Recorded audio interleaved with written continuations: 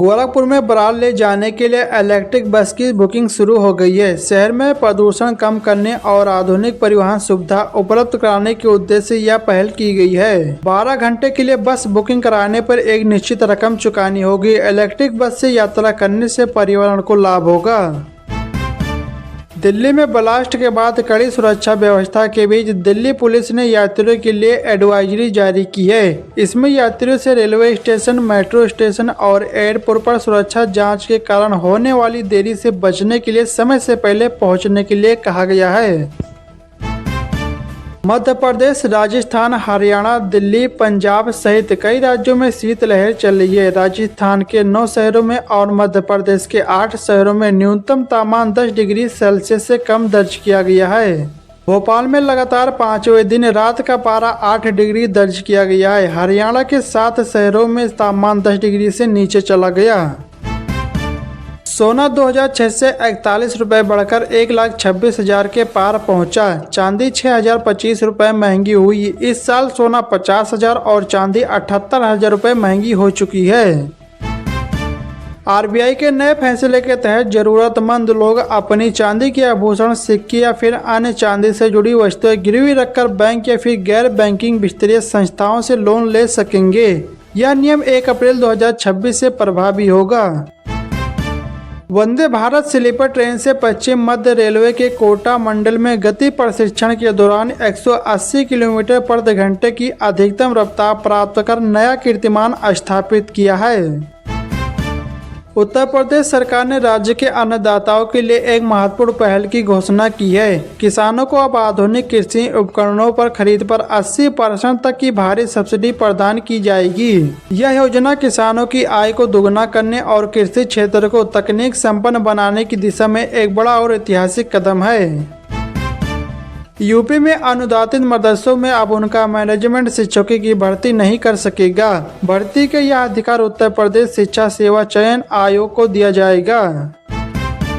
राज्य सरकार ग्रामीण क्षेत्रों में जनता बसें चलाने जा रही है। इन बसों से गांवों को शहर से जोड़ा जाएगा और यात्रियों के किराए में 20% की छूट मिलेगी। इस पहल से ग्रामीण अर्थव्यवस्था को बढ़ावा मिलने की उम्मीद है। परिवहन विभाग जल्द ही बसों के संचालन के लिए तैयारी पूरी करेगा।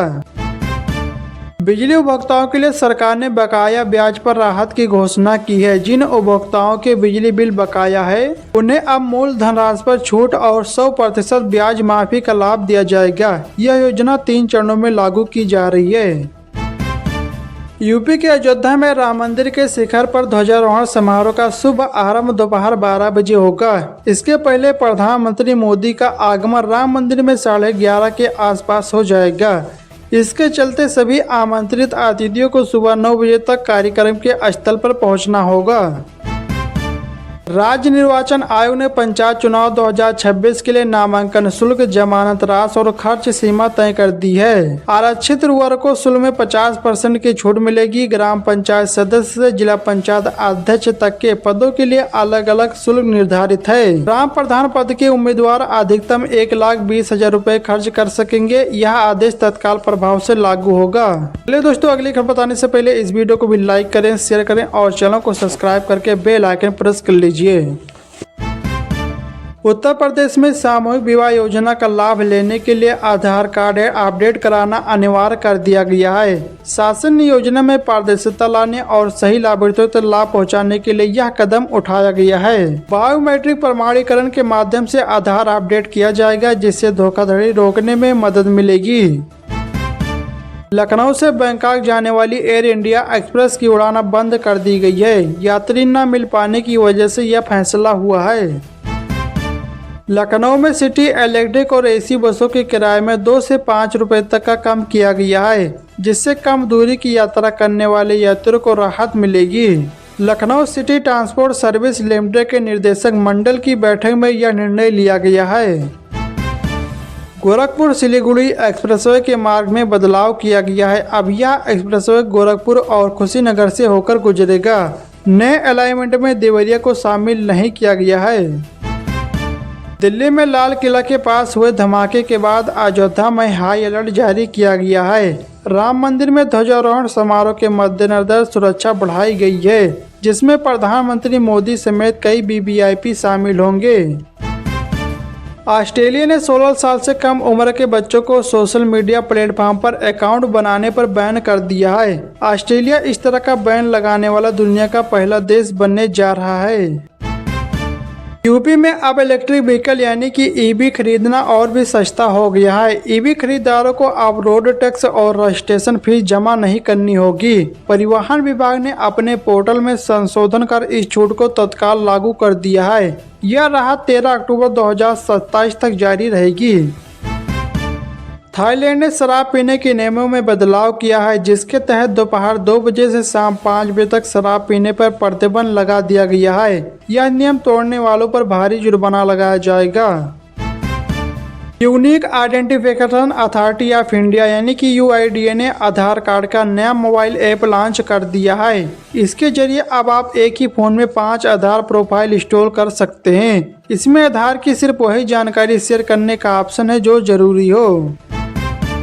उत्तर प्रदेश सरकार के विजन डॉक्यूमेंट के मुताबिक वर्ष 2047 तक 7 शहरों में करीब 8 से 50 किलोमीटर मेट्रो नेटवर्क विकसित किया जाना है। इसमें लखनऊ, कानपुर व आगरा में ही 3 से 50 किलोमीटर से अधिक नेटवर्क का विस्तार होना है। उत्तर प्रदेश के सभी स्कूलों में अब वंदे मातरम का गायन अनिवार्य होगा। मुख्यमंत्री योगी आदित्यनाथ ने गोरखपुर में एकता पदयात्रा के दौरान यह घोषणा की है। उन्होंने कहा कि कोई भी धर्म राष्ट्र के ऊपर नहीं है। अमृत भारत ट्रेनों में अब यात्री टिकट के साथ ही ऑनलाइन खाना बुक कर सकेंगे। रेलवे बोर्ड ने स्लीपर श्रेणी में यह सुविधा शुरू की है, जिससे यात्रियों को किफायती और गुणवत्तापूर्ण भोजन मिलेगा। वंदे भारत की तुलना में यह भोजन सस्ता होगा। प्रयागराज के फाफामऊ में एक नकली सामान बनाने वाली फैक्ट्री का पुलिस ने भंडाफोड़ किया है। यहाँ ब्रांडेड कंपनियों के नाम पर नकली घी, नूडल्स और अन्य उत्पादन बनाए जा रहे थे। पुलिस ने छापेमारी में 30 लाख का नकली सामान बरामद किया है। नकली सामान लखनऊ, कानपुर और प्रयागराज जैसे शहरों में सप्लाई किया जाता था। केंद्र सरकार ने स्वच्छता अभियान के माध्यम से विभिन्न मंत्रालय और विभागों से कबाड़ बेचकर लगभग 800 करोड़ रुपए कमाए।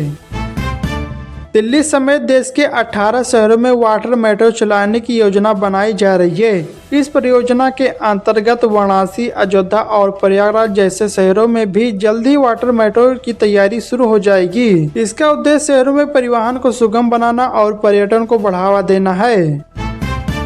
उत्तर प्रदेश सरकार ने राशन कार्ड नंबर को फैमिली आईडी कार्ड बनाने का फैसला किया है। इससे पात्र परिवार को 76 सरकारी योजनाओं का लाभ मिलेगा। इस नई व्यवस्था से योजनाओं का लाभ प्राप्त करना आसान होगा और सरकार का उद्देश्य सभी पात्र परिवार तक योजनाओं का लाभ पहुंचाना है।